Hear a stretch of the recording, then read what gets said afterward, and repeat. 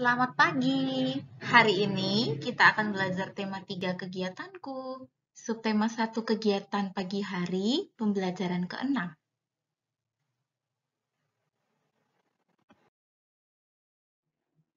Pada hari ini, anak-anak akan belajar bahasa Indonesia mengenal ungkapan tolong atau kalimat tolong. Kemudian untuk matematika, anak-anak akan belajar mengenal makna bilangan cacah sampai dengan 99 sebagai banyak anggota suatu kumpulan objek.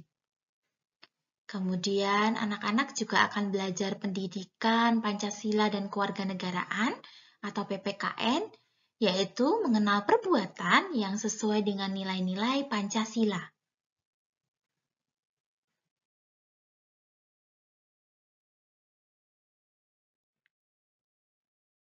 Untuk tujuan belajar anak-anak hari ini, yang pertama, anak-anak dapat mengenal ungkapan tolong. Kemudian yang kedua, anak-anak dapat mengenal bilangan cacah sampai 99 sebagai banyak anggota suatu kumpulan objek. Dan yang terakhir, yang ketiga, anak-anak dapat mengenal perbuatan yang sesuai dengan nilai-nilai Pancasila. Untuk menambah semangat di hari ini, ayo sebelum kita belajar, kita melakukan tepuk kanisis dulu ya. Sudah siap? Pada hitungan setelah ketiga. 1, 2, 3. Tepuk kanisius. Kanisius. Kanisius. Kanisius. Hore!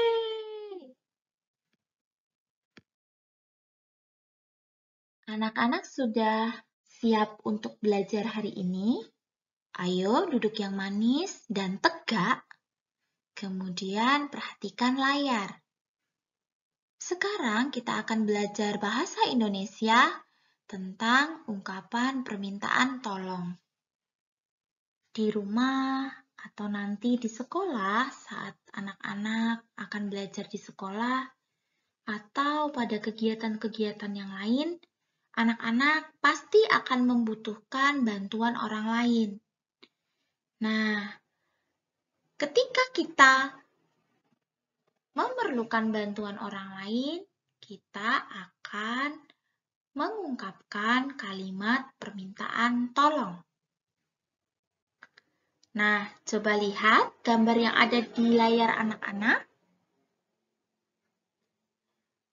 Di situ, Benny dan keluarga sedang melakukan kegiatan makan bersama. Di sana, baik Benny, ibu, dan juga ayah saling tolong-menolong. Ayah meminta bantuan ibu untuk mengambilkan piring. Ayah kemudian mengungkapkan permintaan tolong, yaitu, "Bu, tolong ambilkan piringnya ya."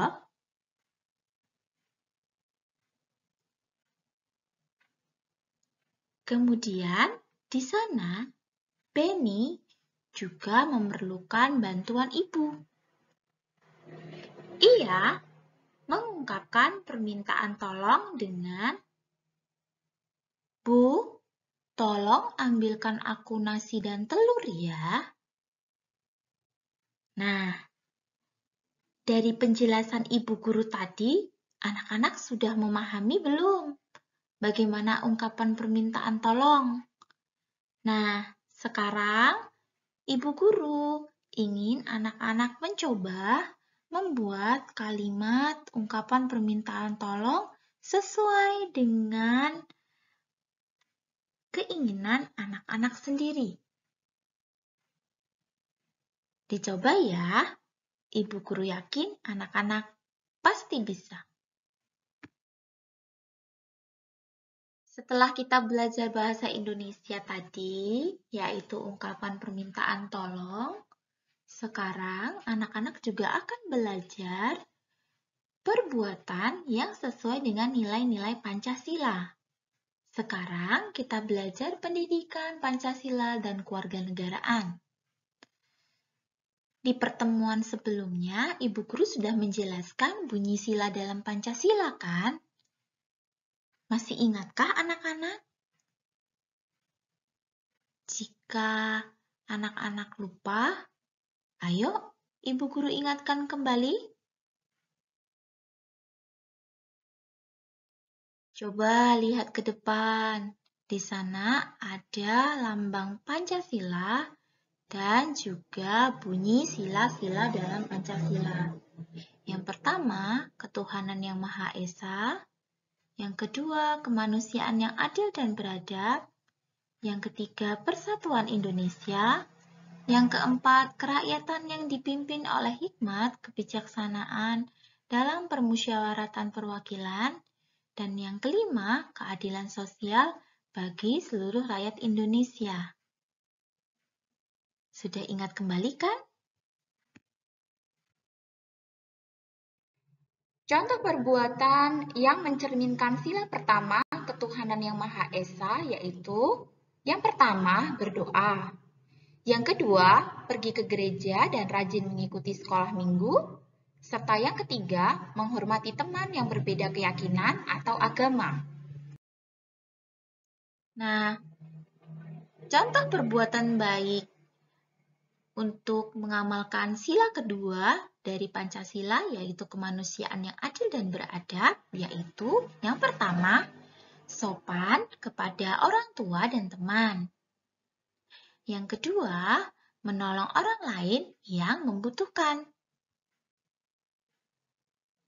Sudahkah anak-anak juga melakukannya di lingkungan sekitar anak-anak? Ibu guru harap dan yakin anak-anak akan melakukannya. Untuk sila yang ketiga, yaitu persatuan Indonesia, contoh perbuatannya adalah yang pertama, hidup rukun dengan teman, dan gotong royong membersihkan lingkungan. Anak-anak bisa melakukan itu? Pasti bisa ya. Kemudian, contoh perbuatan yang mencerminkan sila keempat Pancasila, yaitu kerakyatan yang dipimpin oleh hikmat, kebijaksanaan dalam permusyawaratan perwakilan, yaitu contohnya, 1. Ketika anak-anak di kelas nanti, biasanya anak-anak akan bersama-sama duduk untuk menentukan jadwal piket kelas bersama dengan ibu guru dan teman-teman. Di sana anak-anak akan diminta untuk memilih hari di mana anak-anak sanggup dan bisa melakukan jadwal piket, yaitu membersihkan kelas. Nah, contoh perbuatan yang kedua, mau mendengarkan pendapat teman atau guru. Ini penting. Jadi, ketika orang lain berbicara, anak-anak tidak boleh menyela. Ya, anak-anak harus mendengarkan dulu sampai orang yang berbicara tersebut selesai. Kemudian, anak-anak baru boleh mengemukakan atau memberitahu keinginan anak-anak. Dengan cara, coba lihat di gambar, tunjuk tangan terlebih dahulu. Anak-anak pasti bisa melakukan ya, karena anak-anak hebat.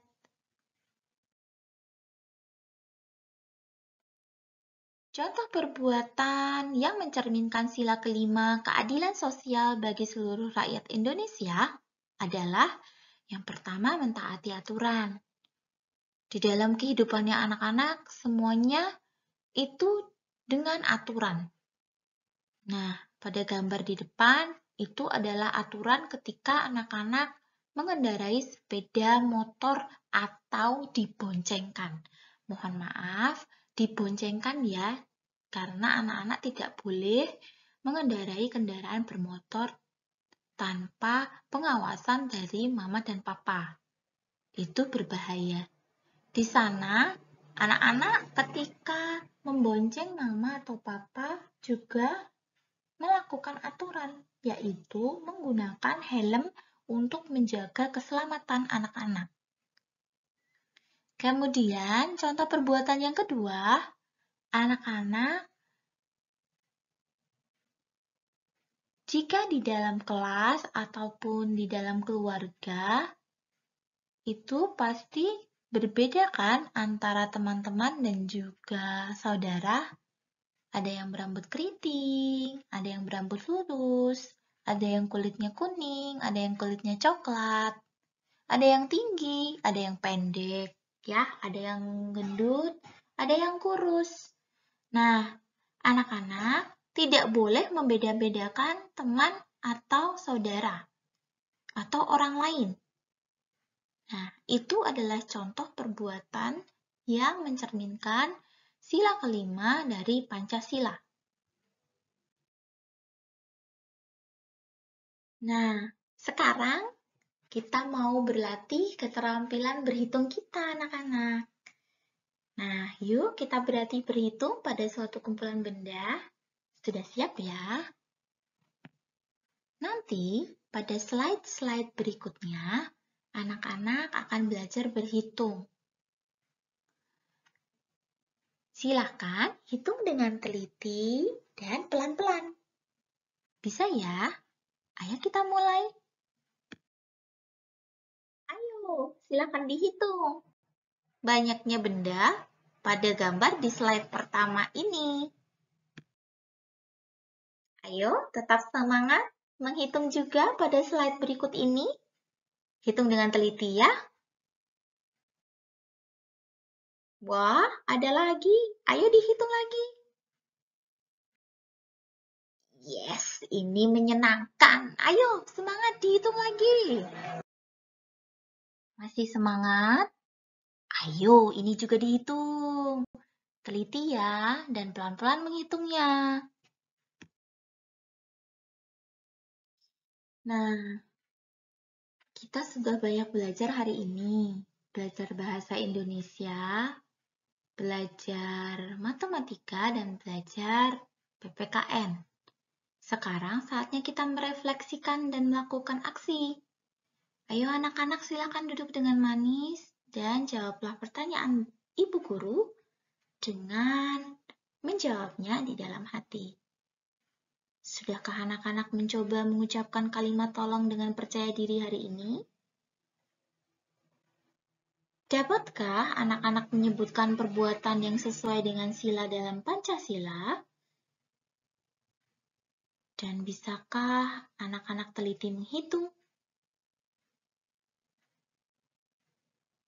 Selain melakukan refleksi, ibu guru berharap anak-anak dapat melakukan aksi.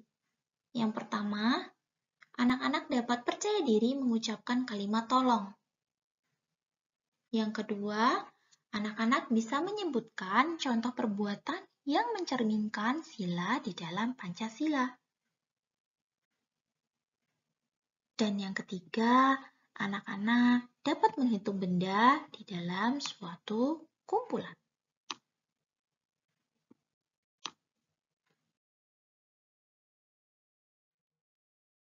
Anak-anak yang hebat, kelas 1A dan kelas 1B, terima kasih untuk kebersamaan belajar kita hari ini. Berkah dalam.